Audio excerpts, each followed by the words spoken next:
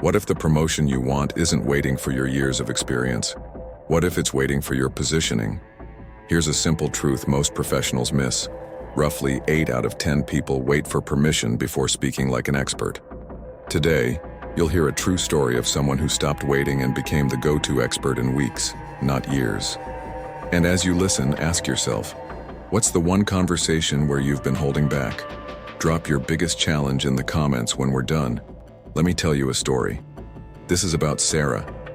Real person, real situation. Sarah is a product analyst in a mid-sized tech company. Monday mornings smell like fresh coffee and cold air from the vents. She's there before the chatter, fingers on the keyboard, whisper thinking through SQL. Her reports are precise. Her meetings are polite. Her career is, quiet. People like her. They just don't look to her. I've coached hundreds of professionals through moments like this, and when you blend ethical influence with clear framing, your reputation compounds. By the end of this story, you'll know the one sentence that changed everything for Sarah, and you'll have a step-by-step sequence you can speak out loud this week. Here's where everything went wrong. Quarterly product review. Conference room. Fluorescent hum. The VP skims Sarah's update and asks, "Great data. What do you recommend?" Sarah glances at her manager. Beat. I can share options. We could A/B test onboarding, or defer to marketing on the messaging. Okay, thanks, the VP says. Chairs squeak, laptops open. The moment passes. 3 mistakes showed up in 90 seconds. First, deference by default. Sarah waited for permission from authority before claiming a point of view. Second, options without a frame. She offered a menu instead of a diagnosis and a prescription.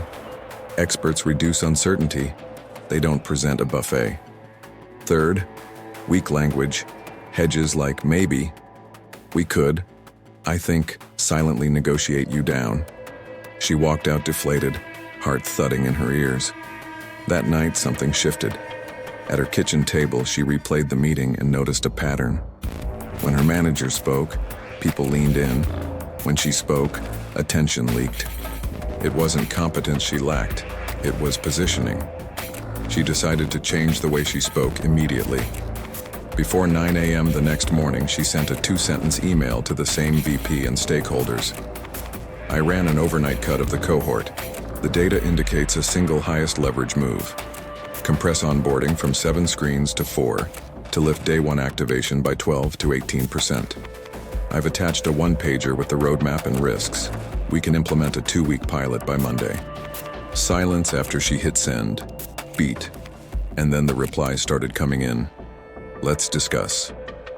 Interesting. Put it on the agenda. Why did that short message land? Because it sounded like an expert. Experts define, recommend, and own the next step. Sarah had just planted the first brick in her expert frame. Here's the sequence she used for every conversation after that. Think of it as switching from a foggy wide angle to a crisp zoom. 5 moves in order. R, A, P, I, D. Reframe the problem. Anchor with evidence, prescribe the path, inoculate objections, design the decision. Reframe the problem, name it precisely. We don't have a conversion problem, we have friction at first touch. That sentence hits like clarity. People exhale when their pain is named. Listen to how it sounds out loud. We don't have a broad, vague issue. We have a specific friction. Anchor with evidence, 1 number, and 1 short story.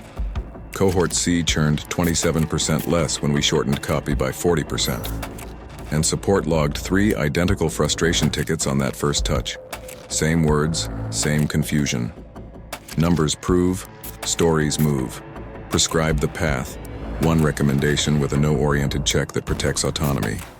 Would it be unreasonable to pilot the 4-screen flow for 2 weeks to confirm a projected 12 to 18% lift? People love saying no when it keeps them safe. Paradoxically, it earns you a real yes. Inoculate objections. Say the risks before they do. You might say this steals a sprint, risks older devices, and will need legal review. You're right. That's why the pilot isolates Android only, ships behind a flag, and uses pre-approved copy. Design the decision, own the next step and the clock. If you're open, I'll send the 2-week plan, assign 1 engineer half-time, and report daily activation deltas at 4 p.m. Should I book a 6-minute readout next Friday? Now listen to the exact phrases Sarah started to speak in the following 10 days. Mirroring to keep people talking. About risk? Pause. Let them expand. Labeling to calm emotion. It seems the concern is launch debt, not the idea itself. Authority without arrogance. Given the data and comparables, the highest ROI move now is the 4-screen pilot. Ethically using urgency. If we deploy this week, we catch the pre-holiday traffic spike, miss it, and we wait 90 days for comparable volume. Embedded commands that guide attention. As you imagine checking Friday's dashboard, notice how a clean uplift de-risks next quarter's goal. Quick recap. Experts diagnose precisely. Experts recommend one path. Experts anticipate objections aloud. Experts design the decision and own the clock. Beat. Hold that thought because I want you to hear a second short story that proves this works outside product. 2 minutes. Different role. Same sequence. Luis runs operations for a logistics team drowning in backlog. Packages sit 24 hours before routing. He's tried politely asking for more headcount. Nothing. So he uses the same 5 moves. Reframe. We don't have a headcount problem. We have a batching and handoff problem at hour 4. Anchor with evidence. Yesterday's 20 parcel micro test cut idle time by 32% when we route by destination, then by size. And customer care logged 5 complaints using the same words, waiting for pickup window. Prescribe. Would it be unreasonable to implement destination first routing from 2 p.m. to 6 p.m.? For 1 week? Inoculate. You might say it risks misloads and breaks overtime caps, and you'd be right. That's why we'll pilot on westbound routes only, with a double scan check and a hard stop at 6. Design. If you're open, I'll publish a 4 p.m. dashboard. Green means on target, yellow means we adjust, red means we revert in 5 minutes. 7 days later, backlog down 29%, average idle time down by 1/3, Saturday overtime reduced. What changed? Not headcount. Positioning. Luis sounded like the person who sees the field and owns the experiment. People started saying, "Ask Luis," just like they started saying, "Ask Sarah." Back to Sarah, because this is the moment you've been waiting for. Calendar invite. Activation strategy. Final decision. The VP writes, "Let's keep this to 6 minutes." The final conversation lasted only 6 minutes. But those 6 minutes changed everything. Here's the dialogue. "We don't have a conversion problem. We have friction at first touch," Sarah opens. The data points to a single highest leverage move. Compress onboarding from 7 screens to 4. Projected lift, 12 to 18% in day 1 activation. Beat. 12 to 18 feels optimistic, the VP says. Feels optimistic? She mirrors. We've been burned by quick wins before. It sounds like the fear is another quick win that backfires, Sarah labels. You're right to flag it. Here's why this is different. Last quarter, shortening copy-cut drop-off 27% for cohort C, and support logged 3 identical confusion tickets on the extra steps. We're removing friction, not adding features. Engineering chimes in. We're at capacity. You might say it steals a sprint, risks older devices, and creates review work for legal, Sarah says calmly. That's fair. That's why it's Android only, behind a flag, 1 engineer half-time, pre-approved copy. Rollback in 30 seconds if metrics dip. What's the smallest version? The VP asks. Would it be unreasonable to run the 4-screen flow for 14 days, measure activation at 24 hours, and only expand if we see 10% or more? Sarah asks. I'll send a daily 4 p.m. snapshot, green, yellow, red. Engineering. Halftime is doable. What if it fails? The VP asks. If it's red by day 3, I'll revert and present a reduced copy-only plan, she says. Either way, you get performance lift or you get certainty. Both help us hit Q4. Okay, who owns it? I do. I'll coordinate engineering, support, and legal, and I'll be your single point of contact. Silence. Beat. Do it, the VP says. That's it. Green light. The pilot delivered a 15.6% lift in day 1 activation. Support tickets about onboarding dropped 31%. More important, a phrase started to circulate.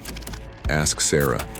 Within 30 days, she was asked to lead the activation workstream and given a $12,000 compensation adjustment, with a clear path to product manager in the next cycle. Now this is the part where you hardwire this into your own voice. Rehearsal time. Speak with me out loud. I'll say the line. You repeat it. Ready? Diagnostic one-liner. We don't have a broad problem. We have a specific friction problem. Your turn. Say it with your context. Beat. No oriented close. Would it be unreasonable to pilot X for Y time frame to confirm a projected Z%? Your turn. Commit to the numbers. Accusation audit. You might say risk 1, risk 2, and you'd be right. That's why mitigation 1, mitigation 2. Your turn. Let it feel natural in your mouth. Ownership claim. I'll be your single point of contact. Say it. Notice how it lands in your chest. Silence. 2 simple actions you can take this week. First, write your expert intro, 40 words tops. Fill in the blanks and speak it in your next meeting. I specialize in eliminating specific friction, so team or customer gets measurable outcome. Right now, the highest leverage move is 1 prescription, projected to drive range % improvement in metric and time frame. When you speak this, you're installing the expert frame before anyone else does. Second, run a micro-pilot. Pick 1 workflow. Scope a 2-week test. Propose it using RAPID. Own the daily update. When the update lands at the same time every day, people begin to experience you as dependable authority. Let's bring this home with a brief mental rehearsal. Imagine it's Wednesday. You're in the meeting that normally makes your voice go quiet. Someone asks, "What do you recommend?" Hear yourself breathe. Hear the room settle. Now say, "We don't have a broad problem. We have a specific friction problem." Pause. Anchor with 1 number and 1 short story. Prescribe 1 clear path. Inoculate the risks out loud. Design the decision and own the clock. Listen to the subtle silence that follows, because you sounded like the person who sees the field and owns the next step. Beat. Most people, about 8 out of 10, make Sarah's original mistake. They wait for permission, but that's not you anymore. Experts don't ask to be crowned. They claim the role by diagnosing precisely, prescribing clearly, and owning the next step. Next time you face that conversation, you'll be ready. Share your biggest challenge in the comments, and subscribe for new workplace persuasion tactics every week.